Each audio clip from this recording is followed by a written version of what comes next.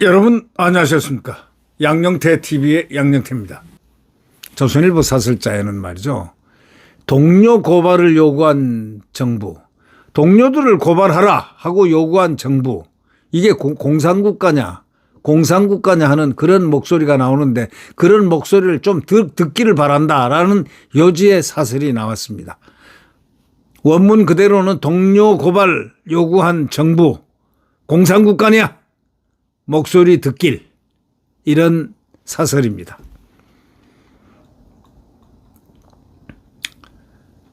헌법 존중 정부 혁신 TF 추진 계획을 정부가 세웠습니다. 조사 점검 기관이 49개나 됩니다. 전체 중앙 행정기관입니다. 대통령 직사기관 및 독립기관은 제외합니다. 그다음에 집중 점검 기관, 집중적으로 점검을 해야 되는 기관이 12개입니다. 군대, 합동참모본부, 군, 경찰, 기획재정부, 법무부, 행안부, 소방청, 검찰, 국무총리실, 외교부, 국방부, 문화체육관광부, 해경청. 조사 범위 24년 12월 3일을 기점으로 직전 6개월 후부터 직후 4개월까지 총 10개월간 비상계엄을 모의 실행, 정당화, 은폐한 행위.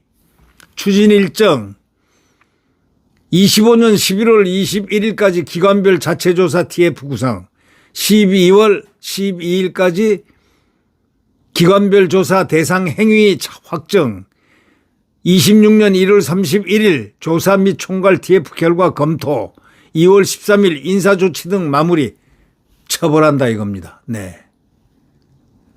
이야. 정부가 이른바 내란에 관여한 공무원을 조사하는 TF를 출범시켰습니다. 이 총리실과 각 부처에 내란행위 제보센터를 설치한다고 밝혔습니다. 공무원들에게 12.3 계엄의 전후 과정에 참여한 또 협조한 동료를 색출해라, 색출하고 고발하라, 이런 뜻입니다. 총리실은 제보자는 철저한 익명을 해준다 이거야. 이름을 감춰주는 걸 보장하고 불이익을 주지 않겠다, 이렇게 말을 했습니다. 동료 고발을 정부가 장려하는 겁니다. 휴대폰도 자발적으로 제출하라, 이렇게 말했습니다. 이걸 자발로 듣는 공무원은 없을 겁니다. 휴대폰 내라 하는데, 자발적으로 내라는데 휴대폰을 갖다가 낼 사람이 어디 있습니까?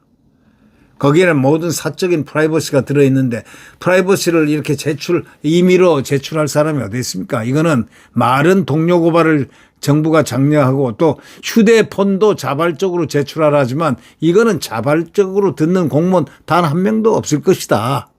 여러분 어떻게 생각하십니까? 휴대폰도 자발적으로 내라. 자발적으로 해라. 자발적으로 제출하라 하면 그거 제출하는 게 그게 자발적이 됩니까? 자발적으로 할 사람이 어디 있습니까? 삼척동자도 자발적으로 지거 이렇게 제출하는 사람 없습니다. 공무원이 내부 부정부패라든가 비리 등을 알리는 공익신고는 장려돼야 됩니다. 공익신고, 여러 사람들을 위해서 하는 공익적인 것. 공무원이 내부 부정부패라든가 비리 등을 알리는 공익신고는 장려해야 하지만, 그러나 지금 정부가 하려는 것은 그게 아니다 이거야. TF 조사 대상이 중앙행정기관 49곳, 소속 공무원 75만 명. 문재인 정부도 적폐청산을 한다며 19개 부처에 TF를 만들고 100명이 넘는 전 정권 인사를 수사했지만 이번처럼 범정부 차원에서 일률적 방식으로 내부 제보를 받지는 않았습니다. 75만 명 거의 전부가 계엄을 선포하는 줄도 몰랐을 겁니다. 알았겠습니까? 그건 누가 알았겠습니까? 거의 전부는 몰랐을 겁니다. 이런 사람들을 상대로 계엄 참여 협조자를 골라내겠다는 발상부터가 상식적이지 않고 비상식적이다, 이런 얘기죠. 평소에 전 정부의 협조적이고 현 정부의 비판적인 공무원을 솎아내기 위한 밀고 장려에 가까운 것 아닌가라고 묻습니다.